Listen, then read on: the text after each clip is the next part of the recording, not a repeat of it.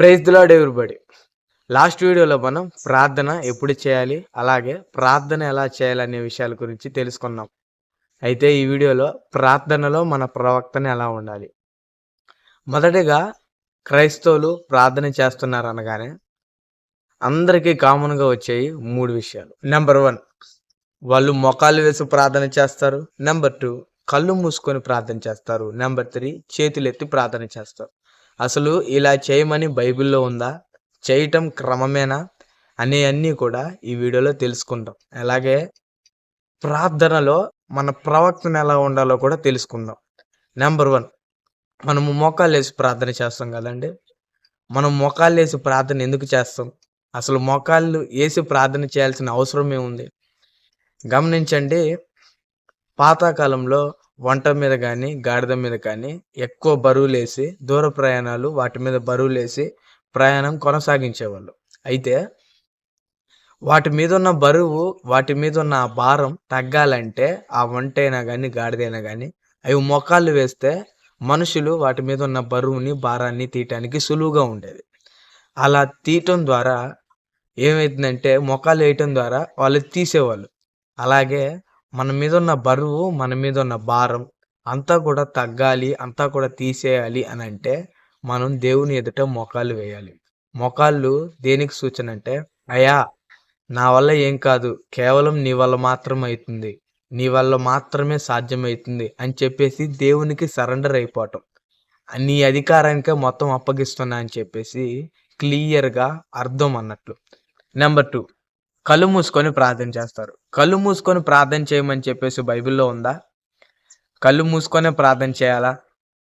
కళ్ళు మూసుకొని ప్రార్థన చేయండి లేదా కళ్ళు తెరిచి ప్రార్థన చేయమని చెప్పేసి బైబిల్‌లో ఎక్కడా లేదు. కానీ మనం ఎందుకు కళ్ళు మూసుకొని ప్రార్థన చేస్తున్నాం?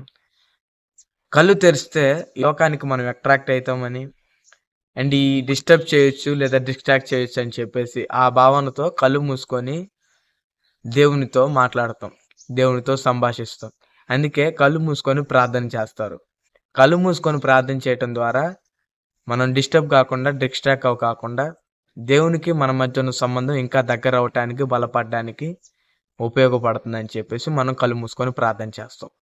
నంబర్ 3 మనము చేతులెత్తి ప్రార్థన చేస్తాం. చేతులు ఎందుకు ఎత్తాలి? చేతులు ఎత్తాల్సిన అవసరం ఏముంది? పోలీసులు దొంగ దొరకగానే దొంగ ఎమ్మటే చేతులు ఇలా ఎత్తేస్తాడు. అంటే దాని అర్థం పోలీసులకి అయ్యా నేను నీకు సరెండర్ అయిపోతున్నా. ఇక చాలు. మీరు నన్ను పట్టుకున్నది చాలు. నేను సరెండర్ అయిపోతున్నా అని చెప్పేసి అర్థం.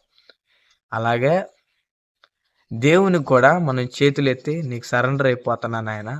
నువ్వే నా ఆధారం. నీకు సరెండర్ అయిపోతున్నా. నా వల్ల కాట్లేదు ఇది. సొంతంగా చేయటం నా వల్ల కాట్లేదు. నీ సహాయం కోరుతున్నా అని చెప్పేసి అవన్నీ అడగటం.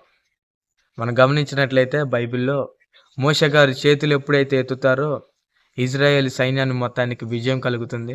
ఎప్పుడైతే ఆయన చేతులు దించుతాడో ఇజ్రాయేల్ సైన్యం మొత్తానికి ఓటమి కలుగుతుంది. అది గమనించి ఇద్దరు మనుషులు మోషే గారు ఇద్దరు చేతులు ఇట్లా పట్టుకొని ఇలాగనే ఇలా పట్టుకొని ఇంతే ఉంచుతారు. ఉంచినంత సేపు విజయం.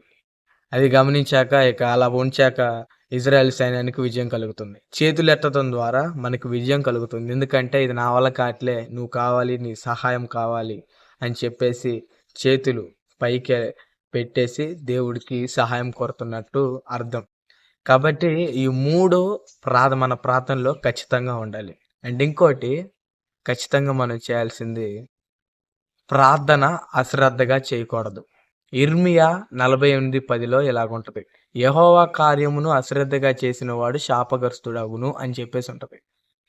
దేవునితో మనం మాట్లాడుతున్నప్పుడు, సంభాషిస్తున్నప్పుడు, ప్రార్థన చేస్తున్నప్పుడు పొరపాటున కూడా మనము అశ్రద్ధగా చేయకూడదు. మనం జీవం గల దేవునితో మాట్లాడుతున్నాం అనే విషయాన్ని మీరు మర్చిపోకూడదు. జీవం గల దేవునితో మాట్లాడుతున్నప్పుడు చుట్టూరు ఏం జరిగినా పట్టించుకోకూడదు. చాలా శ్రద్ధగా ఉండాలి. అదే చెప్తున్నారు ఇర్మియాలో. పొరపాటున కూడా మీరు అశ్రద్ధగా చేయకూడదు.